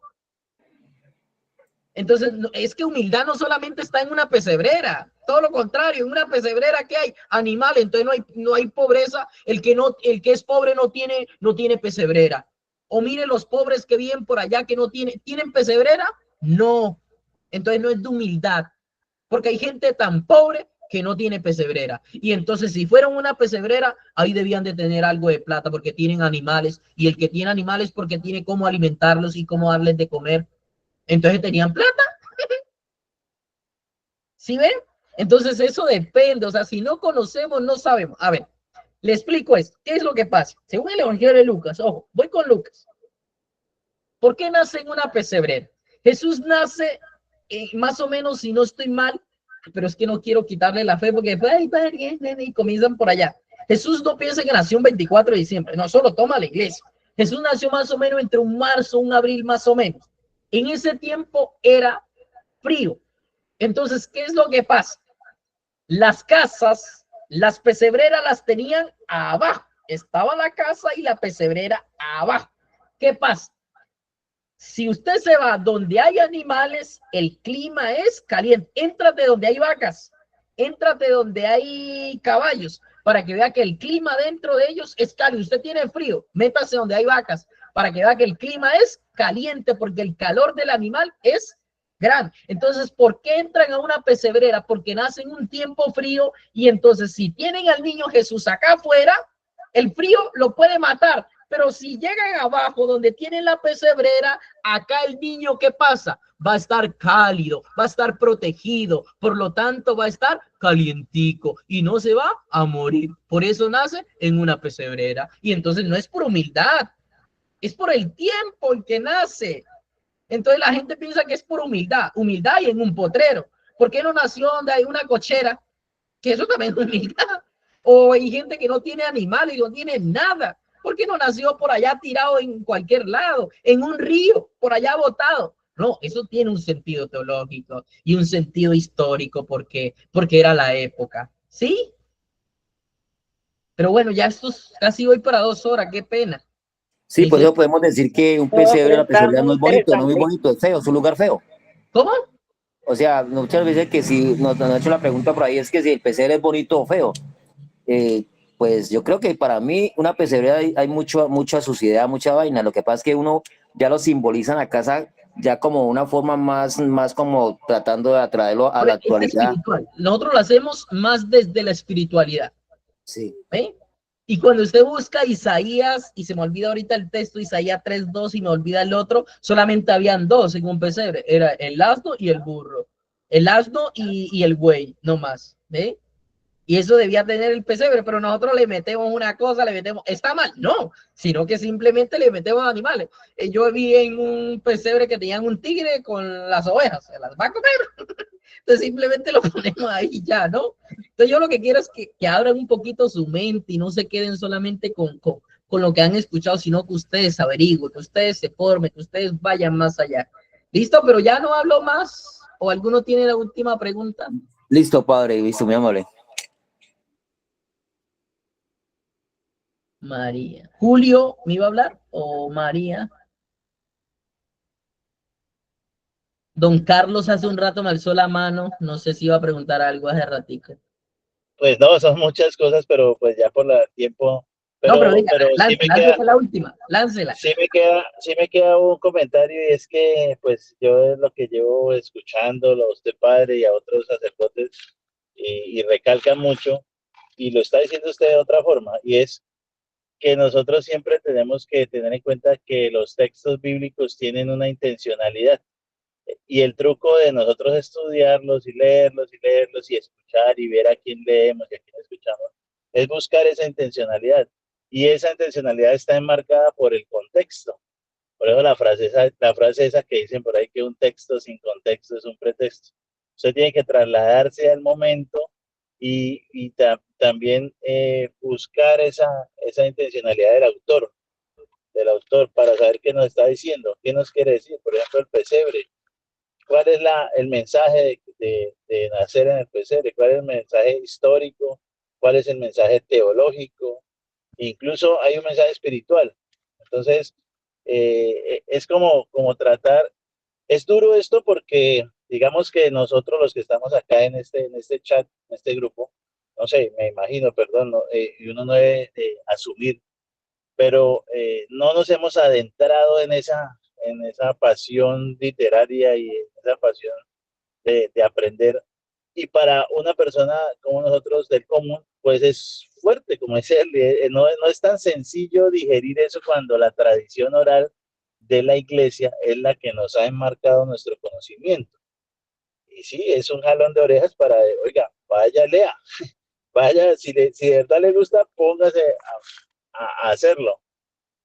Cuando levanté la mano era para preguntarle si dentro de ese pool digamos, de errores que uno comete cuando se confiesa y luego vuelve y comete el mismo pecado y se confiesa y luego vuelve y comete el mismo pecado, si ese se va transformando en ese pecado contra el Espíritu Santo, y que si existe y dónde encuentra uno esa clasificación porque de por sí debe existir en algún lado que estos pecados son los veniales, estos pecados son mortales y estos pecados son contra el Espíritu Santo, y se vuelve, era eso, pero no quiero alargarlo ahora, pero sí voy a buscarlo y voy a indagar sobre el tema porque Listo, le voy a contestar una de toda esa. Cuando una persona está verdaderamente arrepentida, aunque lo haya hecho 1, 2, 3, 4, cuando hay verdadero arrepentimiento, se debe perdonar.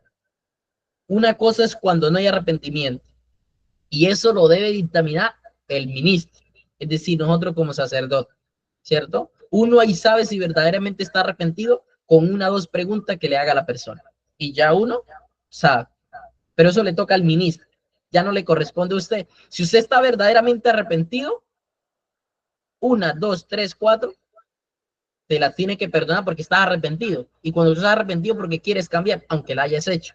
O sea, nadie se va con la intención de volverlo a hacer.